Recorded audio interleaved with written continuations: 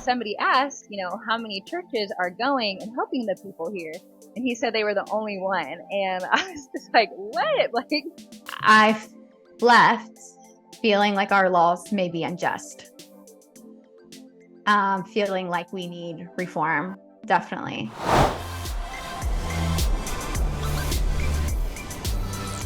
Hey y'all, Jamie Ivey here, and I am the host of the Happy Hour with Jamie Ivey podcast. And we have our video recording today of the interview I just recently did all about biblical hospitality. Now, this is for a series for the podcast, and we are doing 3 episodes all about biblical hospitality. On the last episode, we had Becky Kaiser and Jessica Thompson talking about their experience on our trip to the border. And today we have Julia Curtis and Nikki Ogden on their experience to the border. We took a trip in November and we went down to San Diego, and we were hosted by Women of Welcome and World Relief. And I wanted to have some women on to share their experience, what they learned, what they brought away, how it moved them. And so enjoy these 2 conversations. Okay, our next friend who's joining us today is Julia Curtis. And Julia actually was a part of our Happy Hour listener trip. So when I went down to the border, there were actually 2 trips. One was Happy Hour listeners, and one were friends of mine who were in leadership. And Julia is in leadership as well. All the things, it feels weird differentiated, but you guys know what I mean. And so Julia joined us on that trip. So Julia, tell us what you do in life. My name's Julia. I work on the Tohono Nation, which is a Native American reservation in southern Arizona, and I've been doing that for 6 years now. I love that so much. Okay, Julia, I have to ask you, what made you want to go on this trip to the border with Women of Welcome and the Happy Hour? Yeah, well, I saw that you guys went on the trip a few years ago, and I was like, man, that'd be so cool. Just living in a border state and living so close to the border, interacting with Border Patrol a lot. And then I also have some friends who are refugees in the Congo, and so something I'm super passionate about, and then I needed to learn more about just how everything works. I love that so much. We just talked to Jessica Thompson, and she was on the trip after you, and her mom came as well, and you actually were on the trip with your mom as well. And I was like, I love it. 2 mother-daughter trips, that's so fun. Which was so great. Okay, Julia, our trip was really, really great, and I know it was impactful to you in a lot of ways as well. And you mentioned you live in a border state and you do interact with Border Patrol. Sometimes you even talk with us about that on the trip. But I want to ask, for you coming into this trip, you said it's important to you for some reason, but what was one of the main questions that you had coming in? Like, what was on the forefront of your mind coming into a trip like this? Yeah, so my main question was actually for Border Patrol, since I don't get to interact with them as much as, like, where are you coming from? And so I wanted to know from them, just working on the reservation. It's just kind of well known that Border Patrol and the Native people don't have the best relationship. We have just heard that from Border Patrol officers, and then our Native friends. Like, I have a friend in Bible study who said the first thing that they see when they see us is they see a suspect. And I hate that.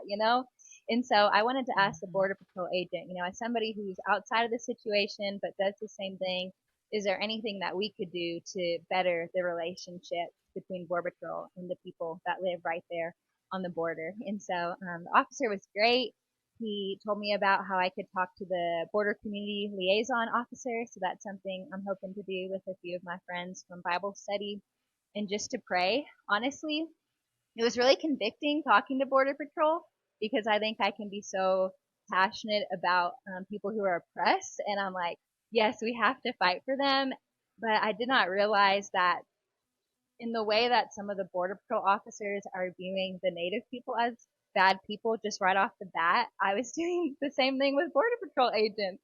And I was like, wow, like, these are real people. Like, they have families at home. Like, they deserve to be seen as humans, treated with dignity too. And one of the officers, we only met with one, but he talked about how not native, Border Patrol officers have the highest suicide rate among any other type of officer in America. And that just really hit really hard for me, because, I'm going through the checkpoint, every week and seeing these people, and I'm like, wow, like, that's something I have thought of every time I've gone through the checkpoint since being back. So I thought it was kind of cool how, like, went in with this question, and yes, I want to do more to help better that relationship. But God was also teaching me, like, hey, like, these are people too, and it is so important that we have the right men and the right women doing this job, because they're serving people in their most vulnerable moments, and they're interacting with the people you know and love. And so we want the right people doing it who love and care for people. Somebody on the other trip shared a quote about how, I can't remember who the quote was by, but it was like how evil prevails when good men do nothing. And I was like, man, that's so true. Like, we need to pray that we have the right people doing this job, because that's just going to help the situation as a whole. So, yeah, that's not the typical That was so answer. good. It's interesting. No, it's interesting that you went in with the Border Patrol question, because I might have shared this with you guys that on the very first trip I ever took, I live in Texas, also a border state. And it was at the time when I traveled down for the first time on a trip with Women of Welcome, it was when it was all in the news about separation of families. Yeah. And so there was an influx of families coming across the borders, and um, the Border Patrol, the stations, all of it was not set up for families. So there was a separation, and it was really alarming. It was hard to watch as a woman, as a mom, as a Christian. And so I kind of went down there like, I need to hear from these Border Patrol. Like, they must be the most evil people that's ever lived. And I left going, wow, they have one of the hardest jobs I could Yeah. imagine. They only get to do what the government tells them. Their hands are tied in so many situations. I left with a lot of compassion for the officers. And it sounds like you did as well. Yeah, for sure. Definitely. Yeah. Okay. So questions coming in was Border Patrol. What about leaving? What were some of the questions you had as you left the trip? Yeah. I think one of my biggest questions was like, how do we help the church realize what a big problem this is? Mm, Because I remember meeting with Pastor Alex, and so Pastor Alex talked about how his church does ministry in a place called Whiskey 8, which is basically the place in between the two walls where they're keeping people right now. So people who are seeking asylum, and our facilities are just overcrowded. We have way too many people that we can't keep them inside the facilities. And so we're holding people outside with no place to go to the bathroom, no shelter. They say that they give them a granola bar, but we're not really sure about that. And somebody asked, how many churches are going and helping the people here, and he said they were the only one. And I was just like, mm, what? Like, this is crazy. Like, there are so many good churches in the San Diego area. Like, why aren't we there? But I mean, the same question can be asked, for any church. Essentially, we have migrants in all of our cities, and what are we doing to help these populations? The truth is that all of our churches can and should be doing something. Even like coming back, just reading mhm, different Bible verses that Women of Welcome provided, just seeing God's heart for like oppressed people. And it's like, we know that this is a huge crisis. Like, it's on the news all the time. And are we as a church going to do something about it? Or are we just going to say, oh, this is just politics, And I think we have to do something. And mm. so really just trying to figure out like, how do we help get more churches involved in this was probably my biggest question. That's so good. When I talked with Jessica, she mentioned too about how it was so eye opening to see how much God's love and heart for the migrant is throughout all of Scripture, Mm-hmm. and just putting all that together. Matt Sorens from World Relief did such a great job of talking to us through that. Julia, what did you when you say like I went on this trip with Women of Welcome and World Relief, and here is the biggest or best, however way you want to word it, thing that I learned, or the thing I'm bringing back with me, or how did you become? What changed in you because of that trip? Yeah, I think I just realized how little I knew about just like the politics side and how people get here documented. And I feel like we hear people say all the time, like, oh, well, people need to do it the legal way. Like, that's how they need to do it. And I did not realize that for many people, that's not an option. Like, there is no option Hmm. for the person who is just wanting a better life for their family. Like, a lot of times there's no legal way to do that. And Matt did such a great job of explaining that. And so did Women of Welcome, just in preparing us for the trip. And they talked about blood, sweat, tears, and luck. And so, like blood being, if you have somebody related, but then I didn't even realize, that's like taking 15 to 20 years right now. Like, that's not even a great option. Think about how much time passes and how much life passes in those years. And I think the biggest thing with, so TIERS is for asylum seekers and refugees. And to just think about how Matt said, like, a sob story isn't enough. And that just like really crushed me. It's like, because nobody's thinking if their family is being threatened, if you don't do this, if you Mm-hmm. don't give us your business or whatever it may be, and we're going to kill you. Like nobody's thinking, oh, can you say that again so I can get that on my camera so I Mm-hmm. can have some proof Mm-hmm. when I go to a country Yeah. to seek asylum? Like nobody's going to do that. And so we have so many people that need to be here, that need a safe place to go and don't have the proof that are not trying to bring harm to our country in any Mm-hmm. way. Um, and so that just like, man, have just been praying for like those people who are going to show up to the border and will be turned away even though they desperately need to be here. And so that's just like thrown my heart for those people, because you just think about like trial after trial after trial they have to endure to get here, like especially when you have like people walking from places in South America and people getting here from Haiti somehow, and to finally make it and for them to be like, oh, sorry, like your story isn't enough, even though it could be completely true. Mm-hmm. So just wanting Yeah. to pray for those people a lot more when I see those things on the news, not to just be like, oh, I'm just going to bury my head in the sand because it's too sad to think about. But I want to actually take time to like get on my knees and pray for these people, because in reality, I would be in the same exact position if I was born in their country, if I was in their situation. And for whatever reason, God decided I would be here. So, yeah. Mm-hmm. It's so good. I think one of the things I leave often from these trips, because we get a pretty like fire hose 2 hours of immigration, Yeah. like 101, and like it's like just barely touching the surface. But often it's like, I mean, the first time I heard it, I was like, I've never heard any of this in my entire life. Yeah.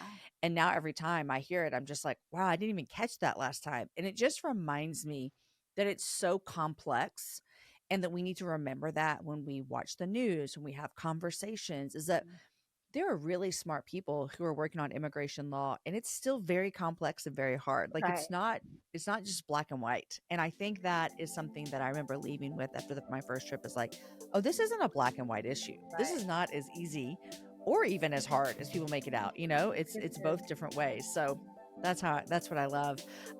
Julia, I am so grateful that you and your mom joined us on this trip, and I'm grateful for the way that you're serving the people where you live. So thanks for coming on the trip. Yeah, thanks so much for having me on the trip and on your podcast. Okay, y'all, another friend who joined me on my trip to the border recently is Nikki. And Nikki is, how do I say this? A new friend, but also she works for me, which is so great.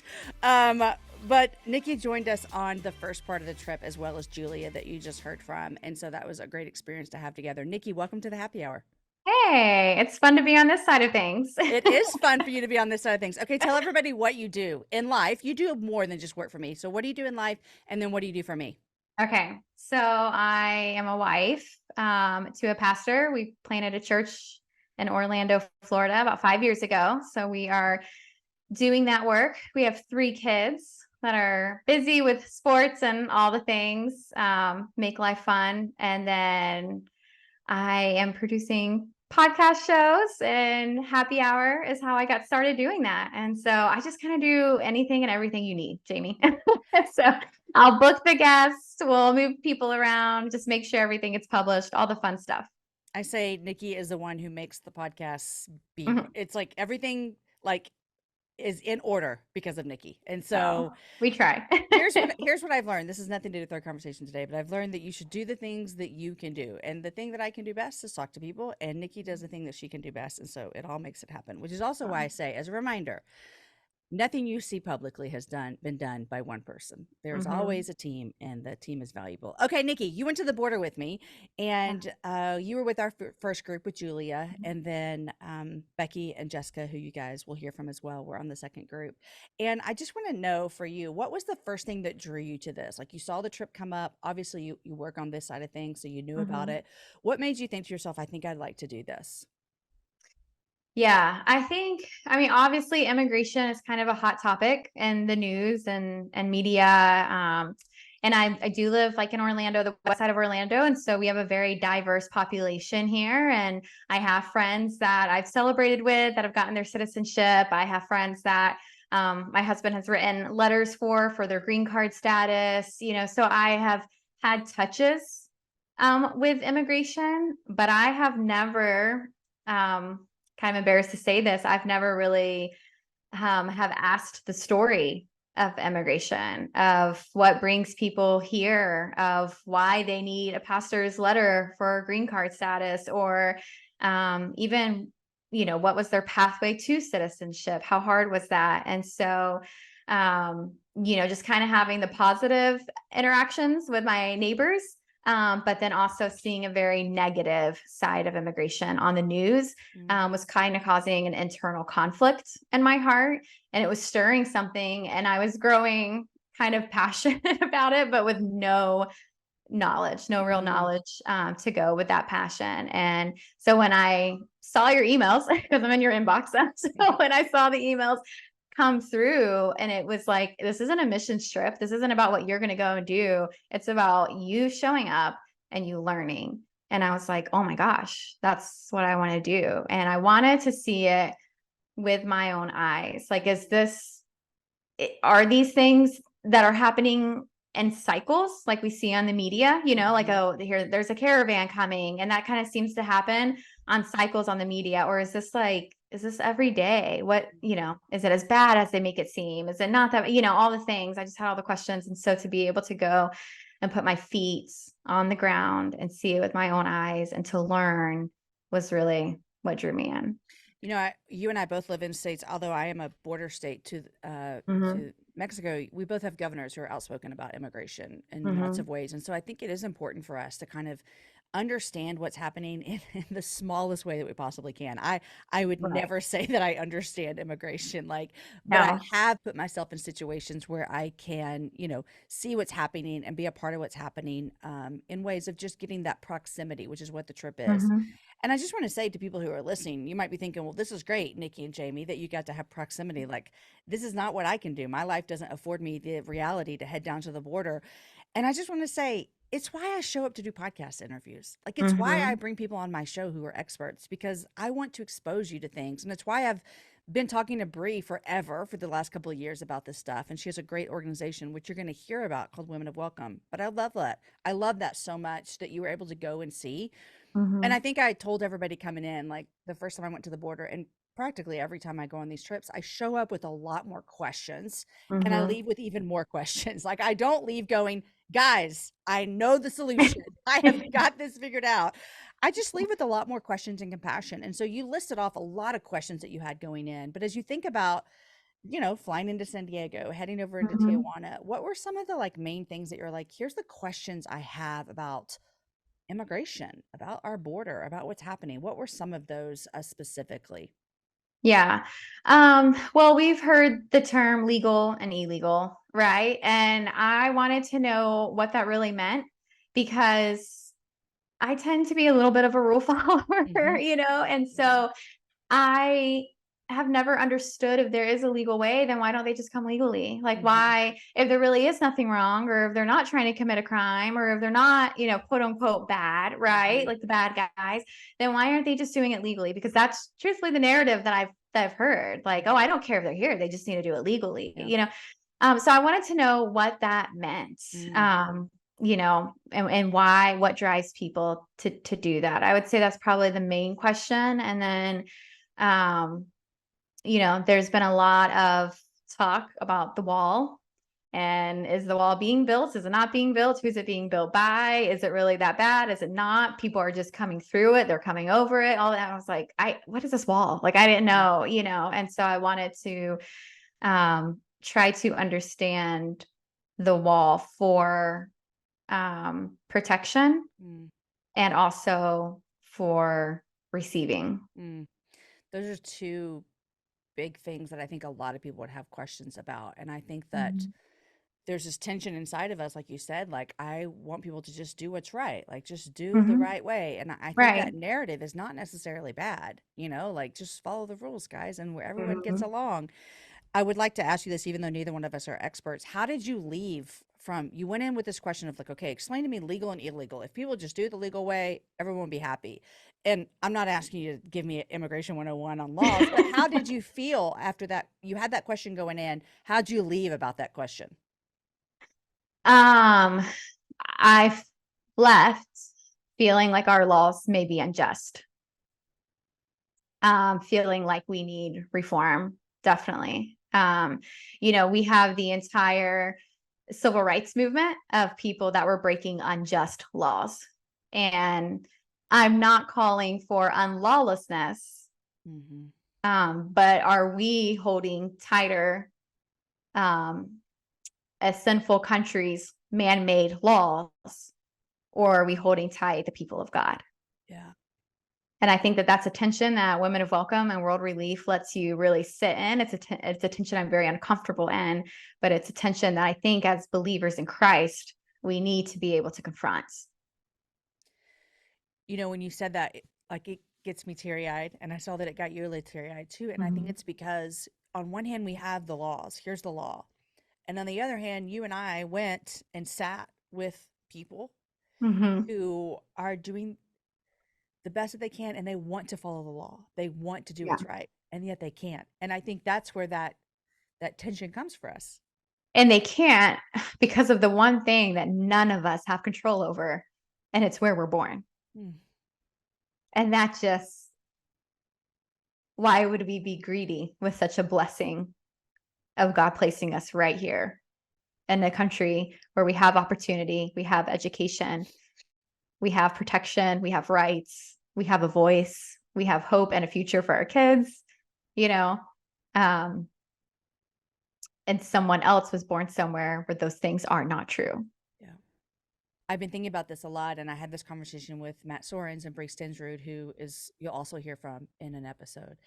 And I've been thinking about that tension that we feel as believers, as what should be most important to me. Like where should my highest value be? Should it be in guys, sucks to be you, here's the law, get in line? Or should it be, and I have compassion because everything you just said, you can't help where you were born. I have compassion because of your life and what is afforded you and what is not. And I have compassion. And I feel the tension there. And I think you're right. They let us sit in it, and it's good. It's really good. You mentioned the wall, and nobody else has mentioned that in this conversation. And I too have very conflicting feelings about the wall. How did you went in with questions? How'd you leave? With more questions? Yeah. More confused, more conflicted. No, I mean, all of that is true. It's a joke, but it's also true. But I definitely left with more compassion. And I don't think compassion necessarily has come natural to me, in years because of being the rule follower, just do the right thing, right? But, even in thinking about it, and if you just kind of break down the problem, if I'm in a neighborhood that has gang violence, then I'm able to move to another neighborhood. It's unlikely that I even need to move cities or that I need to maybe even move states, but I have other state options. Like the thought of traveling across countries by foot even, you know what I mean? It just shows how bad the situation is that they would leave. I think that's often what we focus on, is that they're coming here and maybe potentially what we have to lose by them coming here. And we're not giving second thought to what they are fleeing from and what they are leaving. And I think when we pause to think about the journey that they're taking and what they could possibly be leaving all behind, I mean, just the smells of their food, the smells of their homeland, their language, their community, their family members.